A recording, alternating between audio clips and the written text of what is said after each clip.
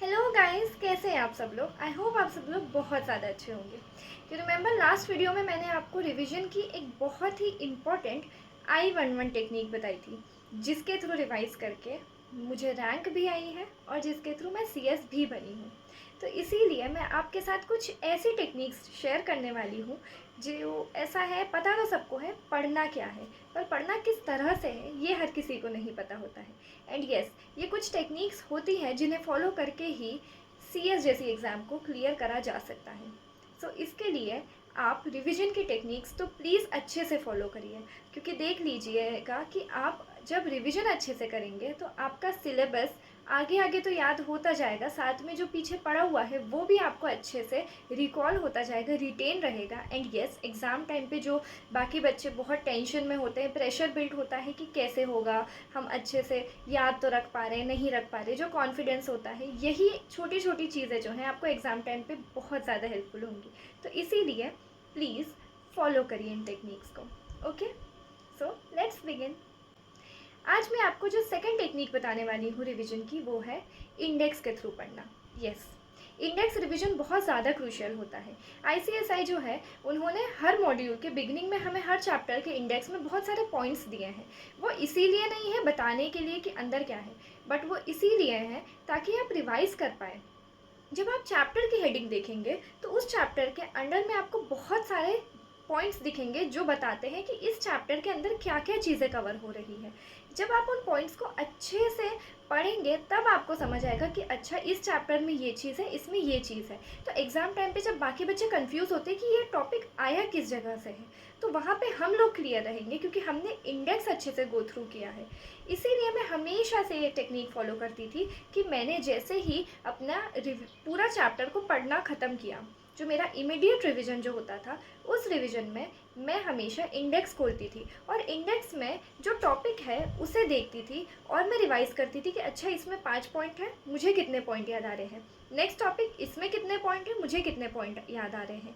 हर chapter का या तो मैं जो मॉड्यूल में इंडेक्स दिया हुआ है उसके थ्रू रिवाइज़ करती थी, वरना कुछ ऐसे सब्जेक्ट्स थे जिनका मैंने खुद से इंडेक्स बनाए थे, जो कि मैंने सेम जितने अंदर टॉपिक से वो लिख लिए थे और मैं कुछ एक्रोनिम्स बनाती थी कि हाँ, ये इस एक्रोनिम के थ्रू मुझे पढ़ना है, उसके थ्रू मैं अच्छे से उन इंडेक्स को पढ़ती थी।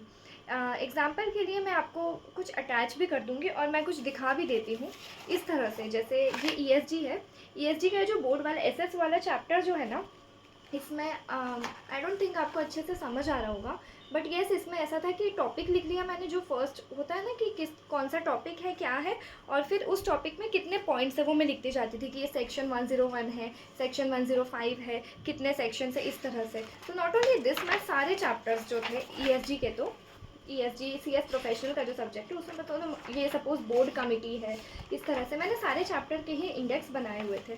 आई डोंट थिंक आपको कैमरे में ही उल्टा दिख रहा होगा, बट यस, मैं इसको अटैच कर दूँगी ताकि आप अच्छे से देख पाएँ। एंड मैं काफ़ी चैप्टर्स के तो यहाँ पे एक्रोनिम्स और ये सब भी बना के रख लेती थी ताकि मुझे बाद में बहुत ज़्यादा हेल्पफुल हो। मैं रेफरेंस के लिए इसको अटैच कर दूँगी ताकि आप अच्छे से देख के इसको समझ पाएँ। बट यस, आप ध्यान में रखिए कि इंडेक्स बहुत इंपॉर्टेंट है। जैसे ही आप एक चैप्टर को पढ़ लें, उसके बाद या तो इंडेक्स कितनी देर लगती है, हार्डली 5 to 10 मिनट्स लगेंगे।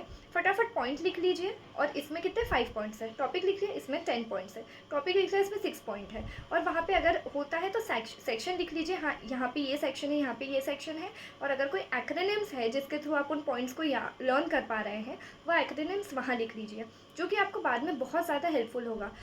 कुछ कुछ सब्जेक्ट्स हो गए, सपोज ESG हो गया, DD हो गया, इनके तो मैंने इंडेक्स खुद से बनाए थे, CRVI हो गया, पर कुछ कुछ ऐसे वो थे जिन मॉड्यूल के चैप्टर्स जो थे जिनके मैंने हर चैप्टर के नहीं बनाए थे, वो मैं मॉड्यूल से ही पढ़ती थी। पर मेरा हमेशा से था कि जैसे ही चैप्टर कंप्लीट हुआ मैं हमेशा इंडेक्स रेफ़र करती थी और इंडेक्स में टॉपिक देखा और रिवाइज़ किया कि हाँ, इसमें इतने पॉइंट है, टॉपिक देखा, रिवाइज़ किया, इसमें इतने पॉइंट है। आप 1 या 2 चैप्टर को इंडेक्स के थ्रू रिवाइज़ करके देखिए, आप खुद देखना, आपको बहुत अच्छे से वो चैप्टर्स रिटेन होंगे एंड आप बहुत अच्छे से उनको लंबे टाइम तक याद रख पाएंगे और बहुत ईजीली आपका रिविजन हो जाएगा एकदम फ्लो में। तो इसीलिए प्लीज़ इंडेक्स बनाइए और इंडेक्स के थ्रू रिवाइज़ करिए।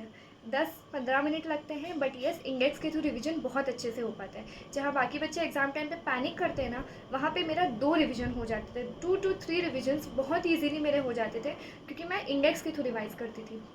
तो काफ़ी चैप्टर्स तो ऐसे होते थे कि मैं बस देखती थी इंडेक्स और मुझे देख के याद आता जाता था, अच्छा इस टॉपिक में इतने पॉइंट्स है, अच्छा इसमें ये था, इसमें ये था, इसमें ये था, क्योंकि मैंने इंडेक्स बहुत अच्छे से देखा है। और एग्जाम में आप कंफ्यूज भी नहीं होगे जब आप इंडेक्स से रिवाइज करोगे, क्योंकि आपको पता रहेगा कि कौन सा टॉपिक जो है वो किस चैप्टर से कहाँ से पूछा गया है। तो आपके माइंड में क्लैरिटी होना बहुत ज़रूरी है, इसीलिए इंडेक्स रिविजन बहुत मस्ट है।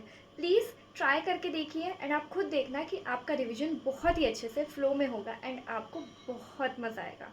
ओके, इसके लिए इंडेक्स रिवीजन फॉलो करिए एंड यस, प्लीज़ फॉलो करिए इंडेक्स रिवीजन। ओके, मिलते हैं नेक्स्ट वीडियो में नेक्स्ट रिवीजन टेक्निक के साथ। तब तक के लिए all the best, bye bye.